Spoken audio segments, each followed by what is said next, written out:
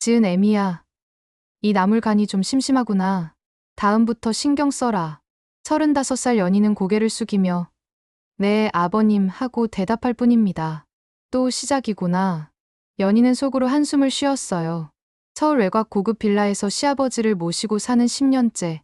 매일 아침이 이런 식입니다. 75세의 시아버지는 건설업으로 큰 부를 일군 분이지만 가족들에게는 절대 권력자나 다름없죠. 언제까지 이렇게 살아야 하나. 연희는 늘 같은 생각에 잠겨 있었어요. 아버지, 지은이 학원비가 좀 부담스러워서. 남편 준호가 조심스럽게 꺼낸 말에 시아버지는 차갑게 대답하십니다. 그럼 성과라도 제대로 내야지. 돈만 축 내고 있으니까. 45살의 준호는 아버지 앞에서 여전히 어린아이 같습니다. 회사든 집에든 항상 아버지 눈치만 보며 살고 있어요. 저 모습이 언제까지 계속될까. 연희는 이런 남편을 보며 늘 답답함을 느꼈습니다. 결혼 10년이 지났지만 여전히 시아버지의 그늘에서 벗어나지 못하는 준호가 안타까웠거든요. 특히 돈 문제만 나오면 완전히 쪼그라들어 버려. 이런 답답한 일상 속에서 새로운 변화가 찾아왔습니다. 초등학교 4학년 딸 지은이를 위한 과외교사 미소가 드나들기 시작한 거죠. 35살의 미소는 수학 전공에 외모까지 출중한 여성입니다. 안녕하세요, 어머님. 미소가 밝게 인사할 때마다 연희는 왠지 모를 불편함을 느꼈습니다. 같은 나이인데 왜 이렇게 신경 쓰이지? 같은 나이대의 예쁜 여자가 매일 집에 드나드는 것이 마음에 걸렸거든요. 며칠 지나면서 이상한 기운을 감지하기 시작했습니다. 과외가 있는 날이면 집안 분위기가 미묘하게 달라지는 거예요. 남편이 평소보다 말수가 줄어들고 연희에게 알게 모르게 신경질적으로 행동했습니다. 뭔가 이상해. 이런 분위기는 처음인데 연희의 여성적 직감이 경고음을 울리기 시작했어요. 여보, 오늘 회사 일 때문에 좀 일찍 들어올게요. 준호가 평소와 달리 과외 시간에 맞춰 집에 오려고 하는 것도 이상했어요. 그동안 집안일에는 전혀 관심 없던 사람이 갑자기 왜? 더 수상한 건 미소와 준호가 나누는 시선이었습니다. 과외가 끝나고 미소가 나가려 할 때 둘이 주고받는 눈빛이 평범하지 않았어요. 저건 단순한 인사가 아니야. 뭔가 특별한 감정이 있어. 지은아, 선생님하고 공부하니까 재미있지? 연희가 딸에게 넌지시 물어봤을 때 지은이가 한 대답이 결정적이었어요.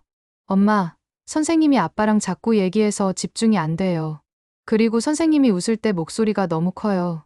역시 내 느낌이 맞았어. 그날 밤부터 연희는 잠을 이룰 수 없었습니다.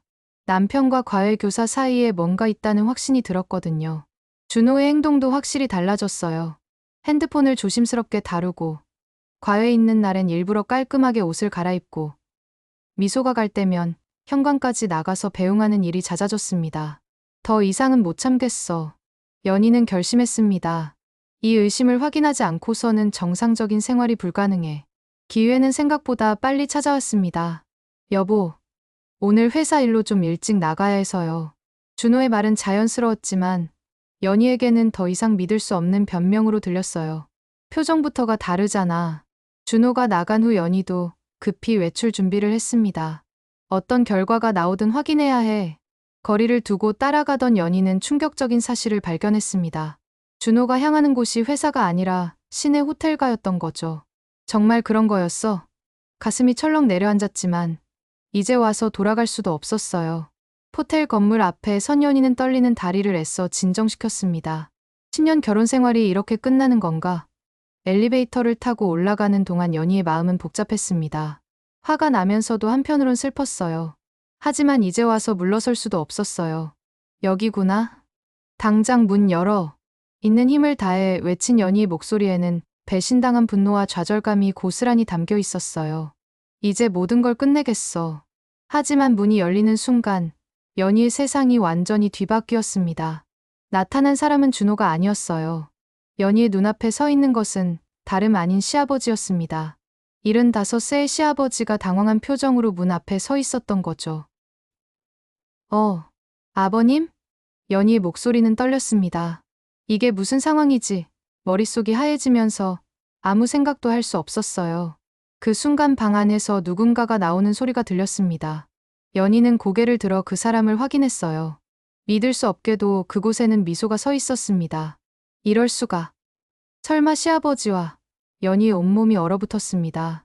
예상했던 남편의 불륜이 아니라 상상도 못한 시아버지와 과외교사의 관계였던 거예요. 아버님, 이게 대체 무슨 일입니까? 연희의 떨리는 목소리가 호텔방 안을 가득 채웠습니다. 내가 지금 뭘 보고 있는 거지? 머릿속이 하얘진 채 눈앞의 상황을 받아들이기 힘들었어요. 75의 시아버지가 35살 과외교사와 함께 호텔에 있다니. 이런 일이 실제로 일어날 수 있는 건지 믿어지지 않았습니다. 시아버지는 당황한 표정으로 서 있었고 그 옆에는 미소가 머리를 정리하며 차분함을 유지하려 애쓰고 있었어요. 연희야, 이건. 시아버지가 말을 더듬기 시작했지만 미소가 나서며 상황을 정리하려 했어요. 어머님, 저희가 차근차근 설명드릴게요. 미소의 목소리는 의외로 담담했습니다. 설명이라니? 이 상황을 어떻게 설명한다는 거야? 연희는 어이없다는 표정을 지었어요. 75살 시아버지와 35살 과외교사가 호텔에서 만나는데 어떻게 진정을 하는 거예요? 시아버지가 무거운 한숨을 쉬며 입을 열었습니다. 연희야, 숨길 생각은 없었어. 나와 미소는 사귀고 있다. 사귀고 있다고요? 연희 목소리가 한 옥타브 높아졌어요. 사귀다니. 40살이나 차이 나는데 나이는 숫자에 불과해. 시아버지가 단호하게 말했어요. 우리는 서로를 진심으로 사랑하고 있어. 사랑이라고? 연희는 현실감을 완전히 잃었습니다. 남편 준호의 불륜을 의심하고 따라왔는데 시아버지가 자신과 동갑인 여자와 바람을 피우고 있었다니. 미소가 연희를 직시하며 진지하게 말했습니다. 어머님, 저를 오해하지 마세요. 돈 때문이 아니에요. 전 회장님을 진심으로 사랑합니다. 돈 때문이 아니라고요? 연희는 비웃음을 터뜨렸어요. 진심으로 사랑한다고? 75살 할아버지를. 그럼 뭐 때문이에요? 75살 할아버지를 35살 여자가 사랑한다는 게 말이나 됩니까? 회장님은 저를 진짜 여자로 대해주세요. 미소의 목소리에는 확신이 담겨 있었어요. 정말 기가 막혀. 연희는 어이가 없어서 말이 나오지 않았습니다. 지은이를 가르치던 과외교사가 시아버지와 이런 관계를 맺고 있었다니. 그래서 지금 어쩌자는 겁니까? 연희가 목소리를 가다듬으며 물었어요. 시아버지가 미소의 어깨에 손을 올리며 말했습니다.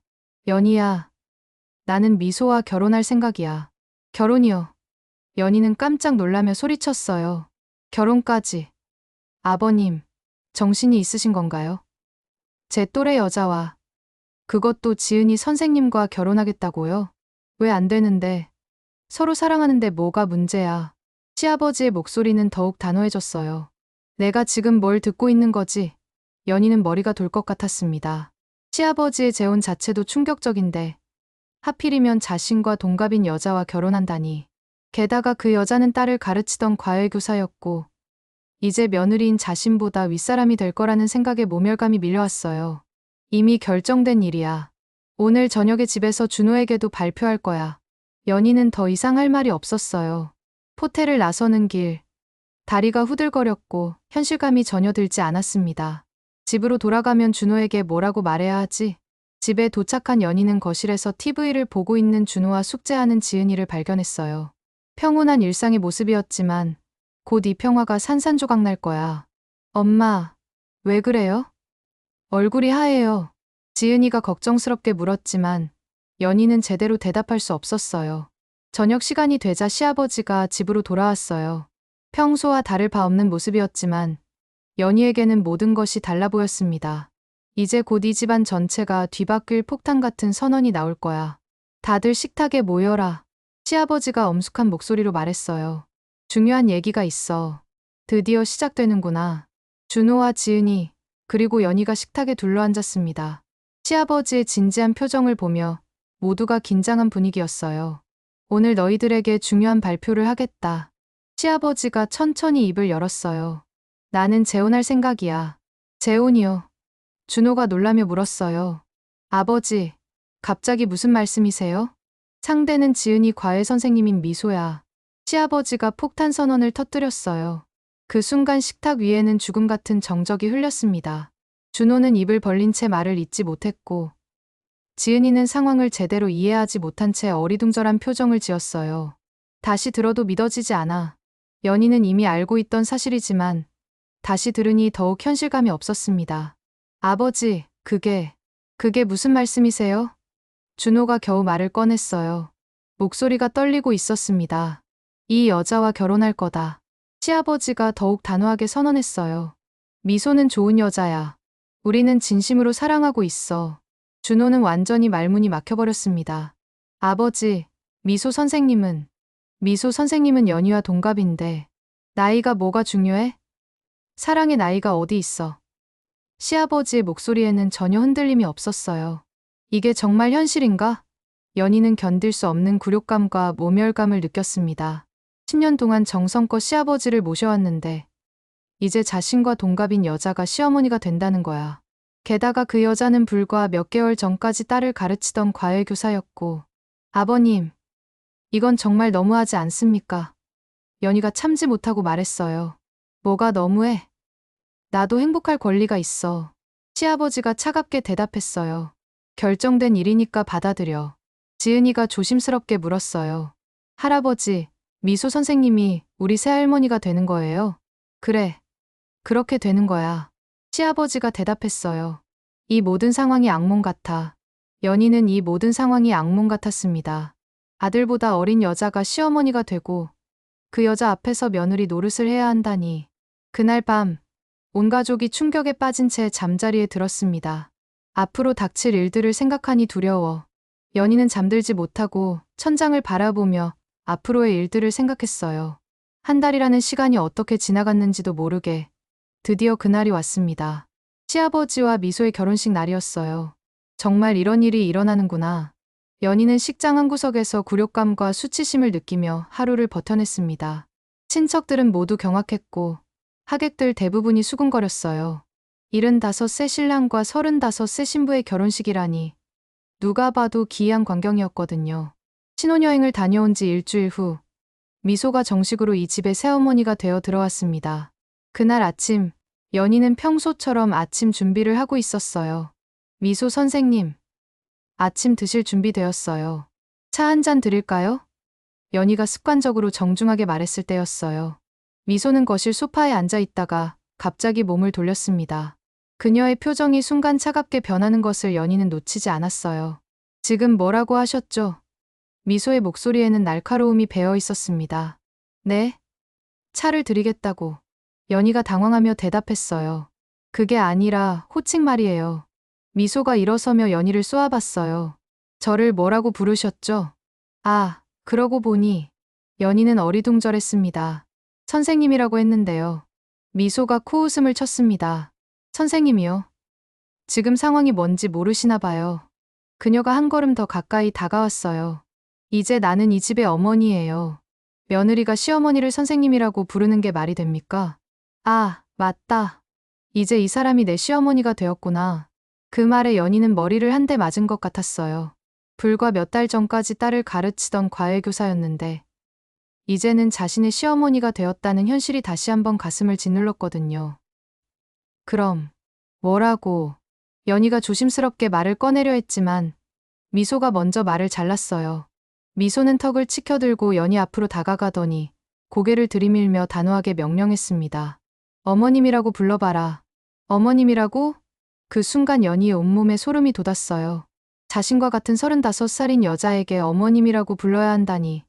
이보다 더 굴욕적인 상황이 또 있을까? 입술이 바들바들 떨렸지만 어쩔 수 없었습니다. 어머님. 연희는 억지로 입에서 말을 짜냈습니다. 그래. 이제야 제대로 된 것 같네요. 미소가 만족스럽다는 듯 고개를 끄덕였어요. 앞으로는 호칭 실수하지 마세요. 이 집 질서를 지켜야죠. 이 집 질서라니. 그날부터 미소의 본격적인 변화가 시작되었습니다. 과외교사 시절의 겸손하고 조심스럽던 모습은 완전히 사라지고 마치 태어날 때부터 이 집의 주인이었던 것처럼 행동하기 시작했어요. 일주일 후 저녁 식사 시간, 미소는 더 충격적인 소식을 발표했습니다. 온 가족이 식탁에 둘러앉아 있을 때였어요. 여러분께 정말 좋은 소식이 있어요. 미소가 의기양양한 표정으로 말문을 열었어요. 모든 시선이 그녀에게 집중되자 배에 손을 얹으며 자랑스럽게 선언했습니다. 제가 임신했어요. 임신이요? 준호가 수저를 놓으며 깜짝 놀랐어요. 네. 우리 회장님의 소중한 아기예요. 미소가 시아버지를 바라보며 달콤하게 미소 지었어요. 시아버지는 얼굴이 환해지며 박수를 쳤습니다. 정말 축하할 일이군. 드디어 새로운 가족이 생기는 거야. 임신이라고? 연희는 또 한 번 현실감을 잃었습니다. 결혼한 지 한 달도 안 돼서 임신이라니. 75 시아버지와 35 새어머니 사이의 아이라는 게 도무지 받아들여지지 않았어요. 그래서 말인데요. 미소가 이번에는 연희를 똑바로 쳐다보며 말했어요. 이제부터 집안일은 연희가 전담해 주셔야겠어요. 저는 임신부라서 몸이 많이 불편하거든요. 집안일 전담이요? 연희가 의아하게 물었어요. 어머님, 저희 집에 가사도우미 이모가 계시는데요. 미소가 손을 흔들며 고개를 저었습니다. 가사도우미는 그냥 청소나 하는 거고요. 요리하고 빨래하고, 특히 시아버님 수발 드리는 건 며느리가 하는 게 당연하죠. 그게 우리나라 며느리 도리 아닌가요? 며느리 도리. 연희는 어이가 없었어요. 자신과 동갑인 여자가 며느리 도리를 말하다니. 집에 가사도우미가 있음에도 불구하고 자신에게만 모든 일을 떠넘기려 하는 거였거든요. 시아버지가 먼저 고개를 끄덕였어요. 미소 말이 맞아. 임신부는 조심해야 하니까 연희가 도와줘야지. 결국 이렇게 되는구나. 그날부터 연희의 진짜 지옥 같은 일상이 시작되었습니다. 새벽 5시에 일어나 시아버지 아침상을 차리고 온 가족 빨래를 하고 청소하고 저녁 준비까지 모든 집안일이 연희의 몫이 되었어요. 하지만 정말 견디기 힘든 건 미소가 지은이에게 하는 행동이었어요. 어느 날 오후, 지은이가 학교에서 돌아와 시험지를 보여줬을 때였습니다. 할머니, 이번에 수학 85점 받았어요. 지은이가 밝게 말했어요. 미소는 시험지를 받아보더니 인상을 찌푸렸습니다. 85점. 이게 자랑할 점수야? 그래도 지난번보다 10점 올랐는데요. 지은이의 목소리가 점점 작아졌어요. 할머니라고 부르지 마. 미소가 차갑게 말했어요. 나는 내 이모야. 이모라고 해. 그리고는 지은이를 위아래로 훑어보더니 혀를 끌끌 차며 더욱 잔혹한 말을 쏟아냈습니다. 머리가 참 나쁘네. 이런 점수로 나중에 뭐가 될 건데? 아이에게 그런 말을 어떻게. 연희의 가슴이 미어졌어요. 어머님. 그래도 아이가 열심히. 연희가 딸을 감싸려 했지만 미소는 더욱 독한 말을 내뱉었어요. 학원비만 축내고 성과는 이 정도라니. 돈이 아까워 죽겠어. 미소가 지은이를 보며 한심하다는 듯 고개를 저었습니다. 그리고는 결정타를 날렸어요. 완전 기생충 같은 애네. 기생충이요? 연희는 참을 수 없어서 목소리를 높였어요. 아무리 그래도 10살 아이에게 그런 말씀을 하시는 게 맞습니까? 왜요? 제가 틀린 말했나요? 미소가 뻔뻔하게 되물었어요. 돈은 쓰고 성과는 없으니까 기생충이 맞잖아요. 현실을 받아들이세요. 지은이는 울음을 터뜨리며 자기 방으로 뛰어갔습니다. 10살 아이가 받기에는 너무나 잔혹한 말이야. 연희는 딸을 따라가고 싶었지만 미소의 차가운 시선이 부담스러워 망설였어요. 연희 씨, 저녁 준비는 언제 하실 건가요? 미소가 시계를 보며 명령조로 말했어요. 우리 회장님 곧 들어오실 텐데. 이 집이 점점 지옥으로 변해가고 있어. 연희는 주먹을 꽉 쥐었지만 참을 수밖에 없었어요. 부엌으로 향하면서 눈물이 흘렸습니다. 그날 밤, 지은이를 재운 후 연희는 준호에게 하소연했습니다. 여보, 이건 정말 너무해요. 지은이에게 기생충이라니. 아이가 얼마나 상처받았는지 알아요? 그래도 어쩔 수 없잖아. 준호는 여전히 소극적이었어요. 아버지가 미소를 그렇게 좋아하시는데 우리가 뭘 할 수 있겠어? 남편마저도 내 편이 되어주지 않는구나. 연희는 절망스러웠습니다. 이 지옥 같은 일상을 언제까지 견뎌야 하는 건지 막막하기만 했어요. 며칠이 더 지났지만 상황은 나아지지 않았습니다. 오히려 미소의 지은이에 대한 괴롭힘은 더욱 심해졌어요. 연희는 딸이 예전만큼 밝지 않은 모습을 보며 마음이 아팠지만 미소 앞에서는 아무 말도 할 수 없었어요. 그러던 어느 날 아침, 연희는 더 이상 참을 수 없는 상황에 직면하게 되었습니다. 미소가 또다시 지은이를 괴롭히기 시작한 거예요. 지은아, 어제 숙제 검사 받았어. 미소가 아침 식탁에서 날카로운 목소리로 물었어요. 네. 이모, 지은이가 조심스럽게 대답했습니다. 아이가 벌써 저 사람을 무서워하고 있어. 며칠 전 일 이후로 지은이는 미소를 두려워하게 되었어요. 그래서 몇 개 틀렸는데. 미소가 계속 추궁했어요. 3개요. 지은이의 목소리가 점점 작아졌습니다. 미소가 혀를 찼습니다. 또 틀렸네. 정말 한심해. 돈만 축 내고. 그녀는 지은이를 노려보며 더욱 독한 말을 쏟아냈어요. 이런 머리로 뭘 할 수 있겠어. 완전 쓸모없는 애네. 또 시작이구나. 연희가 참지 못하고 입을 열었어요. 어머님, 그만하세요. 뭐가 그만이에요? 사실을 말하는 건데. 미소가 코웃음을 쳤어요. 이 정도 실력으로 무슨 미래가 있겠어요? 이제 정말 한계야. 그 순간 연희의 참을성이 완전히 무너졌습니다. 자신에 대한 모욕은 참을 수 있어도 딸에 대한 끊임없는 괴롭힘은 더 이상 견딜 수 없었거든요. 이건 도저히 참을 수 없다. 연희가 벌떡 일어서며 소리쳤습니다. 미소가 깜짝 놀라며 연희를 쳐다봤어요. 뭐라고요? 나이도 저보다 어린 주제에 내 딸을 이렇게 괴롭히는 게 말이 돼요? 연희의 목소리에는 분노가 가득 담겨 있었어요. 시어머니라고 해서 이런 식으로 할 수 있다고 생각해요? 지금 나한테 대들고 있는 거예요. 미소가 의자에서 일어나며 차갑게 말했어요. 그래. 이 어린 년아.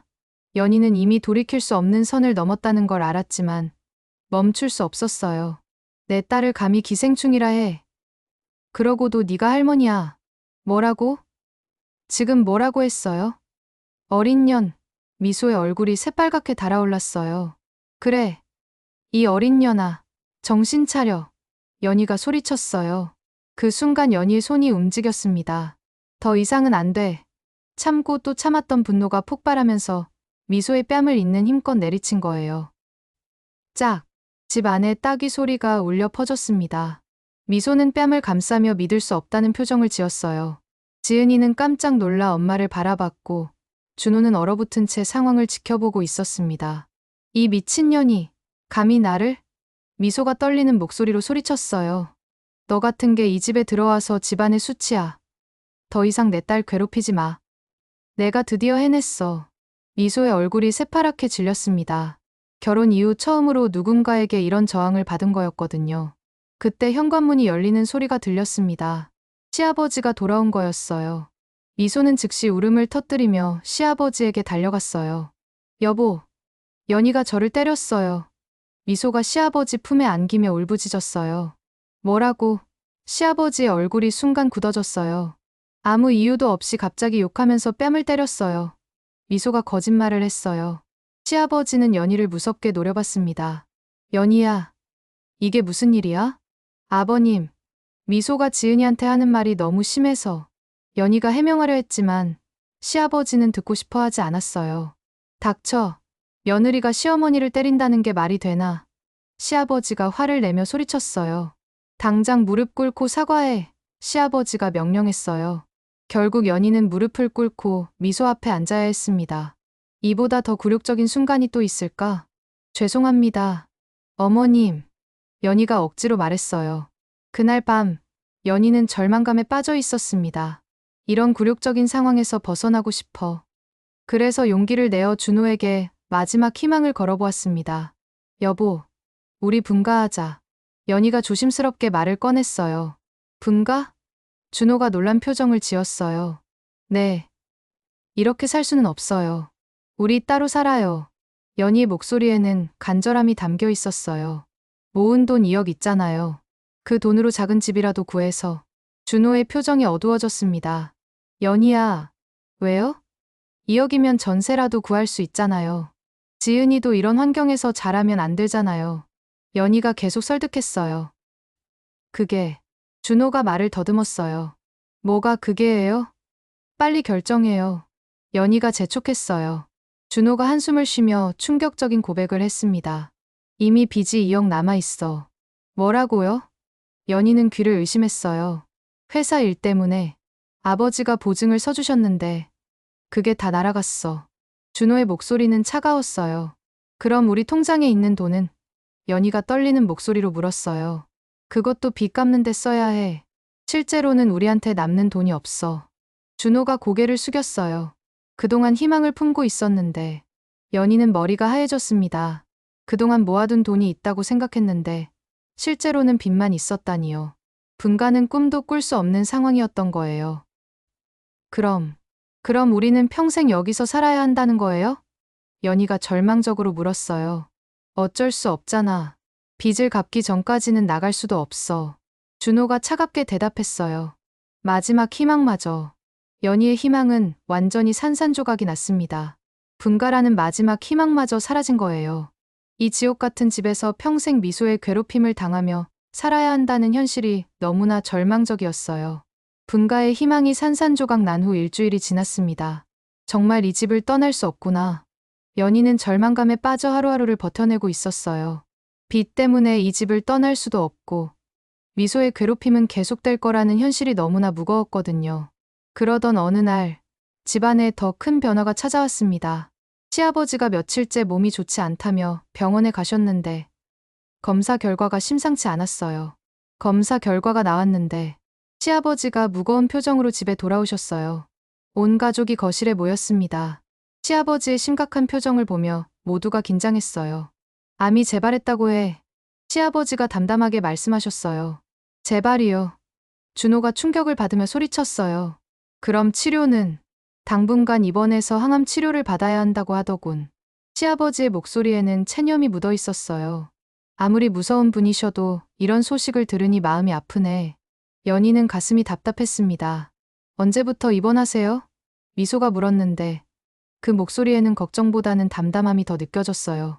내일부터 입원한다. 시아버지가 대답하셨어요. 다음 날 시아버지는 병원으로 입원하셨습니다. 준호가 모시고 갔고 연희와 지은이는 집에서 기다리고 있었어요. 미소도 함께 있었지만 왠지 모르게 평소와 다른 기운이 느껴졌습니다. 이제부터 집안이 조용해지겠네요. 미소가 중얼거렸어요. 남편이 암으로 입원했는데 조용해진다니. 연희는 그 말이 이상하게 들렸어요. 시아버지가 입원한 첫날 저녁, 미소는 놀라운 행동을 보였습니다. 남편의 병문안을 가지는 대신 집에서 핸드폰을 들고 누군가와 통화를 시작한 거예요. 응. 수진아? 나 미소야. 미소가 밝은 목소리로 전화를 걸었어요. 오늘 우리 집에 놀러 올래? 다른 애들도 불러서. 시아버지가 입원한 당일에 친구들을? 연희는 깜짝 놀랐어요. 어머님, 아버님이 입원하신 첫날인데. 연희가 조심스럽게 말했어요. 그래서 뭐요? 병원에는 간병인이 있는데 제가 거기 있어봤자 할 일이 뭐가 있어요? 미소가 무심하게 대답했어요. 그래도 연희가 말하려 했지만 미소는 이미 다른 친구에게 전화를 걸고 있었어요. 은정아, 너도 와. 오랜만에 우리 집 구경도 시켜줄게. 미소의 목소리에는 신이 난 기색이 역력했어요. 그날 저녁 7시경, 미소의 친구들이 하나둘 집으로 모이기 시작했어요. 모두 30대 여성들이었는데 마치 결혼 전처럼 들뜬 분위기였어요. 와, 미소야. 이 집 정말 대박이다. 수진이라는 친구가 감탄하며 말했어요. 그렇지. 이제 완전 내 집이야. 미소가 자랑스럽게 말했어요. 남편은 어디 갔어? 은정이 물었어요. 입원했어. 암 재발해서. 미소가 아무렇지 않게 대답했어요. 남편이 암으로 고생하고 있다는 소식에도 별로 신경 쓰지 않는 것 같네. 친구들은 잠깐 조용해졌지만 곧 다른 이야기로 넘어갔어요. 그럼 오늘 마음껏 놀 수 있겠네. 또 다른 친구가 말했어요. 맞아. 오랜만에 제대로 놀자. 미소가 손뼉을 치며 기뻐했어요. 정말 소름 돋는 상황이야. 연희는 부엌에서 이들의 대화를 들으며 소름이 돋았어요. 남편이 병원에서 항암 치료를 받고 있는데 아내는 집에서 친구들과 파티를 벌이고 있었거든요. 연희야. 미소가 부엌으로 소리쳤어요. 술이랑 안주 좀 준비해줘. 네. 연희가 마지못해 대답했어요. 거실에서는 음악이 흘러나오고 친구들의 웃음소리가 가득했어요. 마치 축제라도 벌이는 것 같았습니다. 미소야, 너 정말 복 많다. 수진이 부러워하며 말했어요. 이런 집에서 살 수 있어서 좋겠어. 은정도 감탄했어요. 그런데 며느리는 어때? 말 잘 들어? 또 다른 친구가 궁금해했어요. 완전 잘 들어. 시키는 대로 다 해. 미소가 만족스럽게 대답했어요. 시아버지가 병원에서 고생하고 있는데 나는 새어머니 친구들 시중을 들고 있다니. 연희는 안주를 준비하며 눈물이 날 것 같았어요. 밤이 깊어갈수록 친구들은 더욱 시끄러워졌어요. 술에 취한 그들은 큰 소리로 웃고 떠들었습니다. 연희야, 맥주 더 가져와. 미소가 명령조로 소리쳤어요. 안주도 떨어져 가는데 수진이 덧붙였어요. 지은이는 시끄러운 소리 때문에 잠들지 못하고 있는데 연희는 밤늦게까지 이들의 시중을 들어야 했어요. 파티가 절정에 달했을 때 미소가 갑자기 연희를 불렀어요. 담배 좀 사와. 미소가 자연스럽게 말했어요. 네? 연희가 잘못 들었나 싶어 되물었어요. 담배 말이야. 편의점에 가서 말보로 라이트 한 갑 사와. 미소가 당연하다는 듯 말했어요. 밤 11시가 넘은 시간에 담배를 사러 가라니 연희는 어이가 없었어요. 이런 심부름까지 시키는 거였어요. 지금이요? 이 시간에? 연희가 조심스럽게 물었어요. 왜? 편의점 스문의 시간 하잖아. 빨리 다녀와. 미소가 짜증스럽게 말했어요. 친구들도 한마디씩 거들었어요. 아, 답답해. 빨리 가서 사와. 이런 식으로 부려먹히는 내가 한심해. 연희는 굴욕감을 참으며 외출 준비를 했어요. 하지만 거절할 수도 없었거든요. 편의점까지 오가는 길, 연희는 눈물을 흘렸어요. 시아버지는 병원에서 암 치료를 받고 있는데 나는 한밤중에 새어머니의 담배 심부름을 하러 다니고 있어. 집으로 돌아와서 담배를 건네주자 친구들이 킥킥거리며 웃었어요. 미소야, 며느리 정말 말 잘 듣는다. 수진이 놀리듯 말했어요. 완전 부려먹기 좋겠어. 은정도 덧붙였어요. 그렇지. 이래서 시어머니가 좋은 거야. 미소가 우쭐거리며 말했어요. 이들 앞에서 내가 완전히 하인 취급받고 있구나. 연희는 자존심이 바닥까지 떨어진 기분이었거든요. 파티는 새벽 1시가 넘어서야 끝났습니다. 친구들이 모두 돌아간 후 연희는 뒷정리를 하며 생각했어요. 시아버지가 병원에 계시는 동안 이런 일들이 계속 반복될 거야. 그날 밤 연희는 잠들지 못하고 뒤척였어요. 미소의 끝없는 괴롭힘과 굴욕적인 대우가 언제까지 계속될까? 자신의 자존심은 이미 산산조각이 났고 앞으로 더 힘든 날들이 기다리고 있을 것 같았습니다. 미소의 친구들과 파티가 끝난 지 며칠이 지났습니다. 시아버지는 여전히 병원에서 항암 치료를 받고 계셨고 미소는 마치 홀로 남은 집의 여왕처럼 행동했어요. 연희에 대한 괴롭힘도 더욱 심해졌습니다. 연희야, 빨래 다 했어. 미소가 소파에 누워서 TV를 보며 말했어요. 네, 어머님. 연희가 지친 목소리로 대답했어요. 그럼 점심 준비해. 오늘 몸이 안 좋아서 입맛이 없으니까 죽으로 끓여줘. 미소가 명령했어요. 매일 이런 식으로 부려먹히고 있어. 연희는 미소가 임신을 핑계로 아무것도 하지 않고 모든 집안일을 자신에게 떠넘기는 것에 지쳐 있었어요. 그러던 어느 날 오후, 연희는 우연히 이상한 것을 발견했습니다. 미소가 화장실에 간 사이 거실 소파에 가방이 열린 채로 놓여 있었어요. 평소라면 신경 쓰지 않았겠지만 가방 안에서 뭔가 눈에 띄는 물건이 보였습니다. 저게 뭐지? 작은 상자 같은 게 보였는데 자세히 보니 약국에서 파는 제품 같았어요. 연희는 궁금해서 조심스럽게 가까이 가봤습니다. 이게 뭐지? 연희가 중얼거리며 상자를 들어봤어요. 그런데 그것은 배란 테스트기였습니다. 임신 여부를 확인하는 게 아니라 배란이를 체크하는 용도의 제품이었어요. 이상하네. 연희는 혼자 말을 했어요. 임신했다고 했는데 왜 배란 테스트기가. 그 순간 화장실에서 물 내리는 소리가 들렸어요. 미소가 나오고 있었습니다. 연희는 급히 테스트기를 원래 자리에 놓고 부엌으로 향했어요. 뭐 하고 있었어? 미소가 의심스러운 눈빛으로 물었어요. 점심 준비하고 있었어요. 연희가 자연스럽게 대답했어요. 하지만 연희의 마음속에는 의문이 생겼습니다. 임신한 사람이 왜 배란 테스트기를 가지고 다니지? 뭔가 이상했어요. 그날부터 연희는 미소의 행동을 유심히 지켜보기 시작했습니다. 임신부라고 하면서도 가끔 입덧하는 모습을 본 적이 없었고 몸도 별로 불편해 보이지 않아. 며칠 후 또 다른 의심스러운 일이 생겼습니다. 미소가 외출한다고 하면서 단정하게 옷을 차려입는 거였어요. 어디 가세요?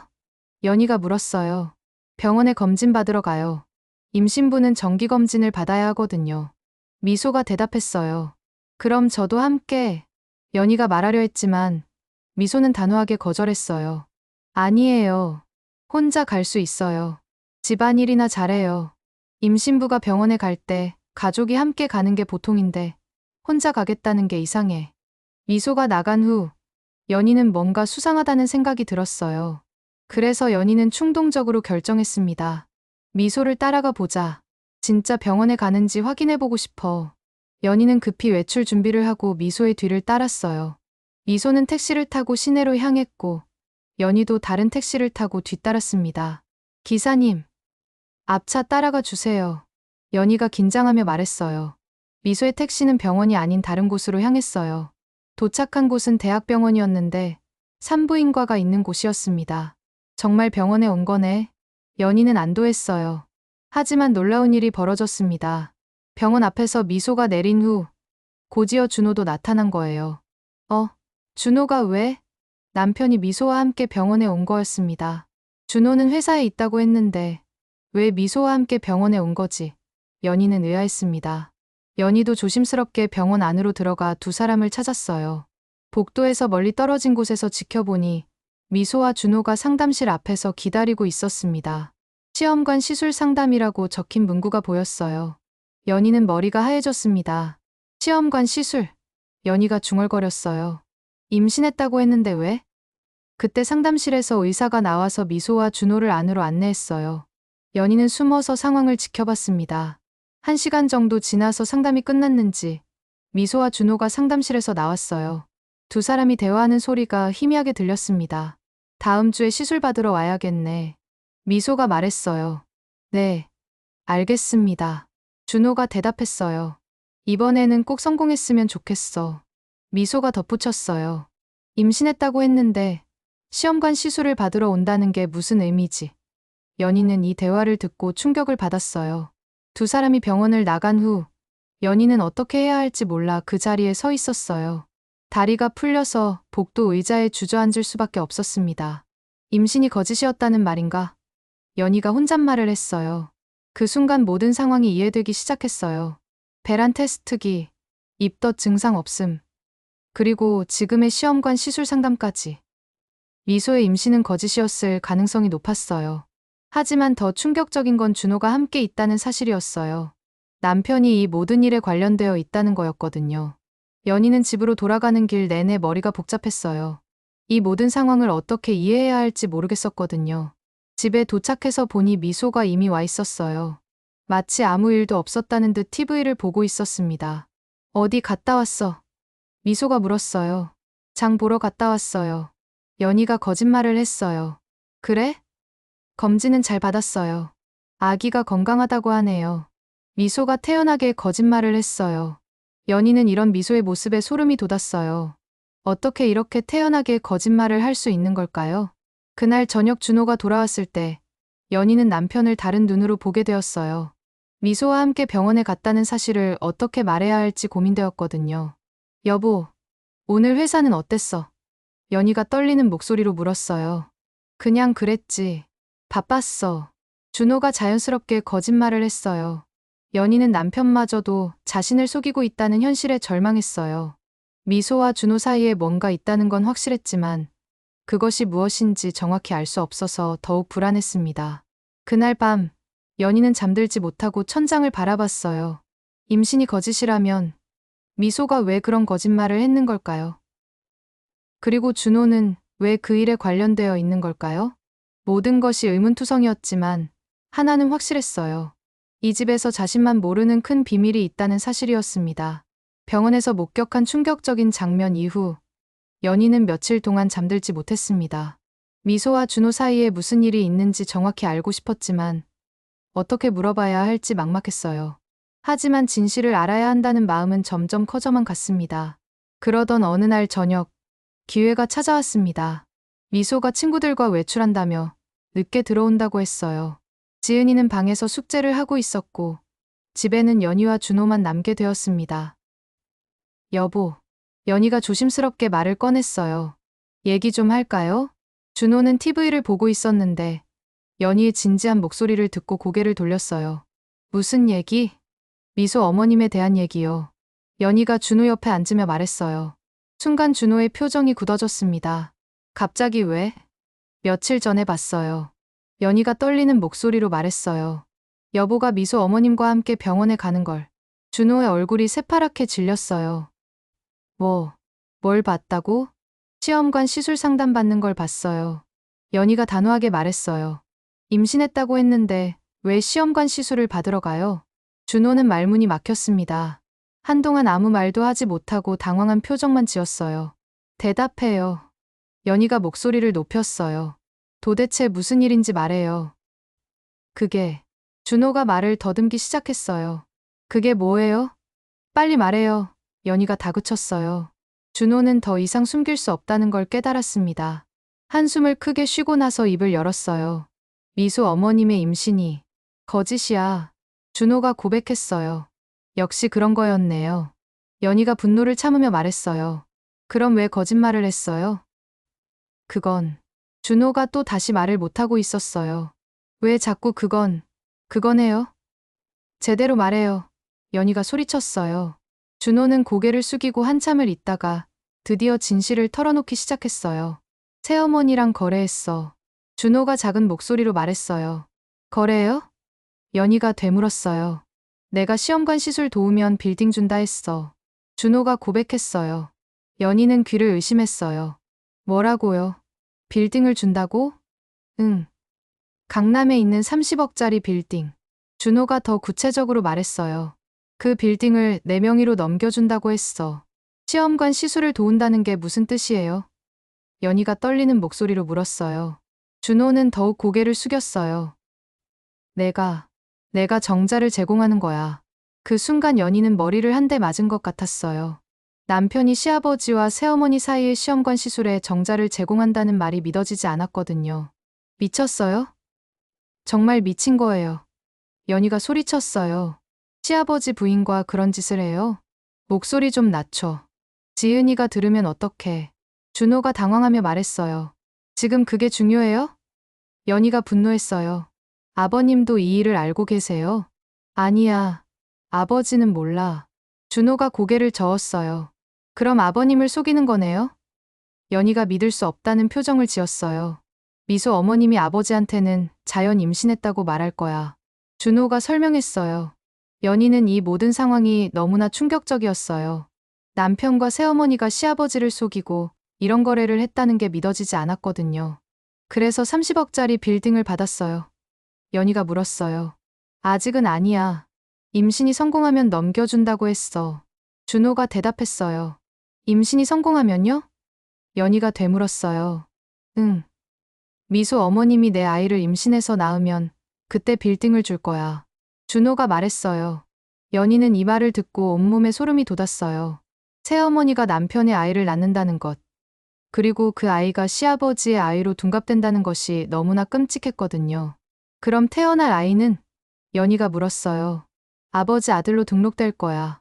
아무도 진실을 모르게. 준호가 말했어요. 미친 짓이에요. 연희가 소리쳤어요. 이런 미친 짓을 어떻게 할 수 있어요? 30억이야. 30억. 준호가 목소리를 높였어요. 그 돈이면 우리 빚도 다 갚고 새로 시작할 수 있어. 돈 때문에 이런 짓을 해요? 연희가 믿을 수 없다는 표정을 지었어요. 그래. 돈 때문이야. 준호가 솔직하게 말했어요. 아버지 회사 망해가고 있어. 우리도 빚만 늘어나고. 이게 마지막 기회야. 연희는 남편의 이런 모습에 실망했어요. 돈 때문에 이런 비윤리적인 일까지 할 수 있다는 게 믿어지지 않았거든요. 그럼 지금까지 거짓말한 거네요? 연희가 물었어요. 어쩔 수 없었어. 너한테 말하면 반대할 것 같아서. 준호가 변명했어요. 당연히 반대하죠. 이런 미친 짓을. 연희가 소리쳤어요. 이미 계약서도 썼어. 준호가 추가로 고백했어요. 법적으로 빌딩 소유권 이전 계약까지 다 했어. 연희는 모든 것이 이미 돌이킬 수 없는 상황까지 간 것을 깨달았어요. 남편과 새어머니가 이미 모든 것을 계획하고 실행에 옮기고 있었던 거죠. 언제부터 이런 계획을 세웠어요? 연희가 물었어요. 미수 어머님이 아버지와 결혼하기 전부터야. 준호가 대답했어요. 처음부터 이게 목적이었어. 그럼 시아버지와의 결혼도 다 계획된 거였다는 말이에요? 연희가 충격을 받았어요. 그런 셈이지. 준호가 고개를 끄덕였어요. 연희는 이 모든 상황의 진실을 알게 되자 분노와 배신감에 휩싸였어요. 새어머니는 처음부터 돈이 목적이었고 남편은 그 계획에 동참했던 거예요. 그럼 저만 바보였네요. 연희가 쓴웃음을 지었어요. 혼자서만 모르고 있었던 거군요. 미안해. 준호가 고개를 숙이며 말했어요. 미안하다고요? 연희가 비웃었어요. 이런 일을 저 몰래 하고 나서 미안하다고요? 그 순간 연희는 이 집안의 모든 것이 거짓이었다는 걸 깨달았어요. 새어머니의 사랑, 임신, 그리고 남편의 태도까지 모든 것이 돈을 위한 연출이었던 거죠. 이제 어쩔 건데요? 연희가 물었어요.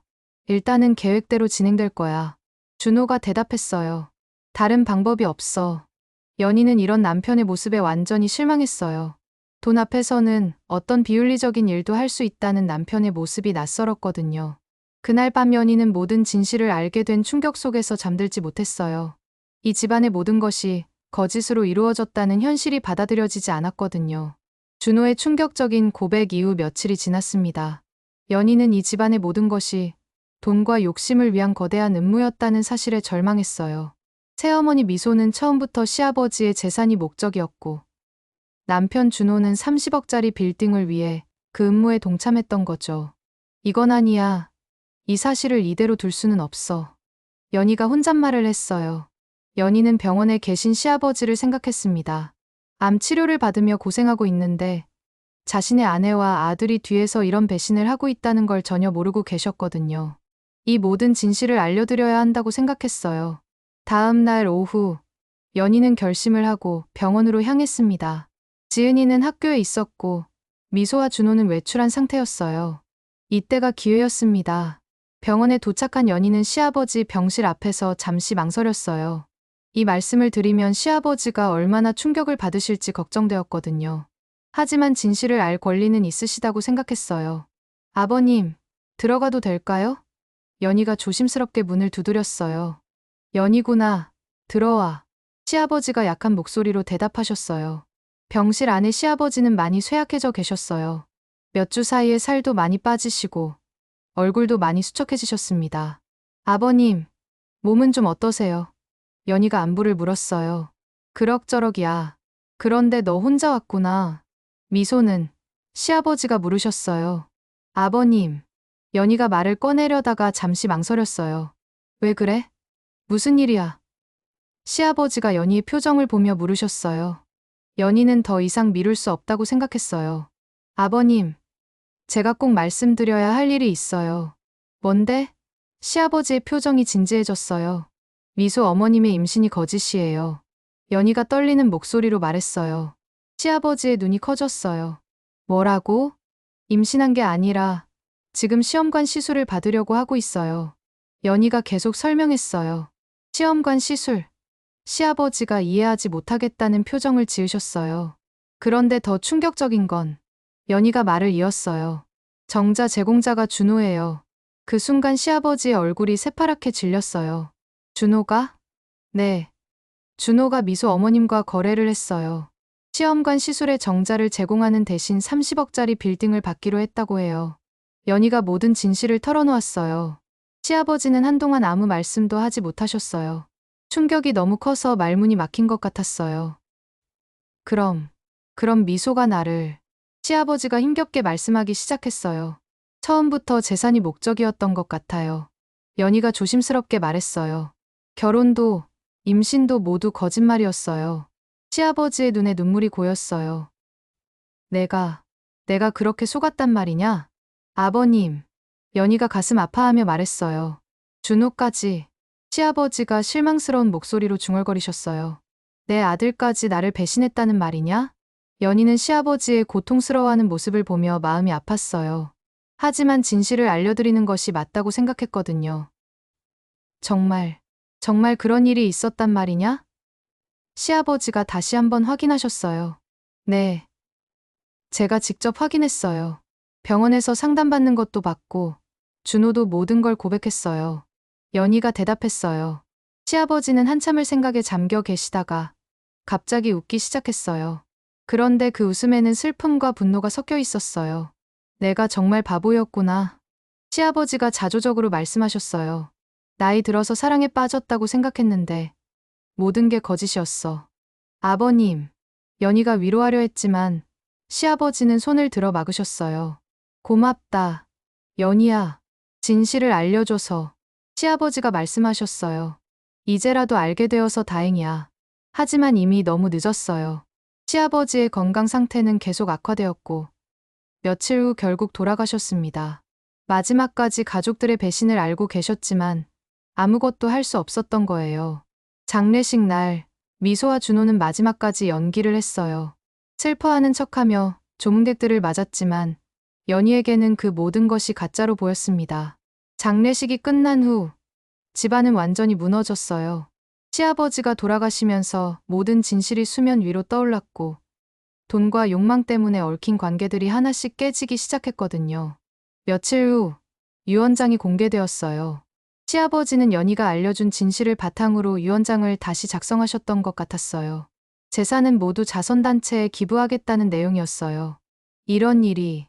미소가 유언장을 보며 절망했어요. 모든 게 끝났어. 준호도 좌절한 표정을 지었어요. 연희는 이 모든 상황을 지켜보며 깊은 깨달음을 얻었어요. 돈과 욕심이 얼마나 무서운 것인지, 그리고 그것이 가족을 어떻게 파괴하는지 직접 목격한 거였거든요. 그날 밤, 연희는 지은이를 꼭 안고 중요한 깨달음을 얻었습니다. 사람이 욕심을 부리면 가족도 사랑도 다 잃는구나. 연희가 중얼거렸어요. 시아버지는 새어머니에게 배신당했고 준호는 30억 때문에 아버지를 배신했으며 미소는 결국 아무것도 얻지 못했어요. 욕심이 모든 것을 파괴해버린 거였습니다. 나는 이제 더 이상 이 지옥 같은 굴레에 묶여 살지 않겠다. 연희가 단호하게 다짐했어요. 더 이상 이런 추악한 욕망과 거짓말이 가득한 집에서 살 수는 없었어요. 특히 지은이에게 이런 환경은 독이 될 것 같았거든요. 지은이를 내려다보며 연희는 계속해서 생각했어요. 내 아이에게만큼은 바른 세상을 보여주고 싶다. 돈 때문에 가족을 배신하고 거짓말로 사람을 속이는 것이 당연하다고 여기며 자라서는 안 돼. 연희는 정직하고 바른 가치관을 가진 사람으로 지은이를 키우고 싶었어요. 연희는 창밖을 바라보며 마지막 결심을 했습니다. 끝내겠다. 이 결혼, 그리고 이 고통을. 더 이상 준호와 함께 살 이유도 없었고 이 집에 있을 이유도 없었어요. 미소는 원하던 것을 얻지 못하고 떠날 것이고 준호도 빚만 남은 상황에서 새로운 삶을 찾아야 할 거예요. 다음 날 아침, 연희는 이혼 서류를 준비했습니다. 더 이상 이런 남편과 살 수는 없어. 돈을 위해 비윤리적인 일도 서슴지 않는 사람과 함께 살면서 지은이를 키울 수는 없었어요. 여보, 연희가 준호에게 말했어요. 이혼해요. 갑자기 무슨 소리야? 준호가 당황했어요. 갑작스럽지 않아요. 이미 끝난 결혼이에요. 연희가 차갑게 대답했어요. 아버님도 돌아가셨고 모든 진실이 드러났잖아요. 아버지 돌아가시고 재산도 다 날아간 마당에 이혼까지. 준호가 절망했어요. 그래서 더 이혼해야 해요. 연희가 단호하게 말했어요. 이런 식으로는 더 이상 살 수 없어요. 미소도 결국 이 집을 떠났습니다. 시아버지가 돌아가시고 재산도 없어지자 더 이상 이 집에 있을 이유가 없었거든요. 30억짜리 빌딩은 꿈에 그쳤고 가짜 임신으로 얻으려던 모든 것들이 물거품이 되었어요. 연희는 지은이의 손을 잡고 이 집을 떠날 준비를 했습니다. 비록 경제적으로는 어려워질 수도 있지만 정직하고 바르게 살아가고 싶어. 지은아, 우리 새로 시작하자. 연희가 딸에게 말했어요. 엄마, 우리 어디로 가요? 지은이가 물었어요. 정직하게 살 수 있는 곳으로. 연희가 미소 지으며 대답했어요. 엄마가 너를 제대로 키워줄게. 돈보다 소중한 게 뭔지 알려줄게. 연희는 마지막으로 이 집을 둘러봤습니다. 욕심과 거짓이 가득했던 이곳에서 드디어 벗어나는구나. 차가운 결심 속에서 연희는 눈물을 흘리지만 이번만큼은 흔들리지 않았어요. 지은이와 함께 새로운 시작을 하겠다는 의지가 확고했거든요. 연희의 뒷모습은 허탈하지만 단호했습니다. 진실과 정직, 그리고 딸을 향한 진짜 사랑이 있었거든요.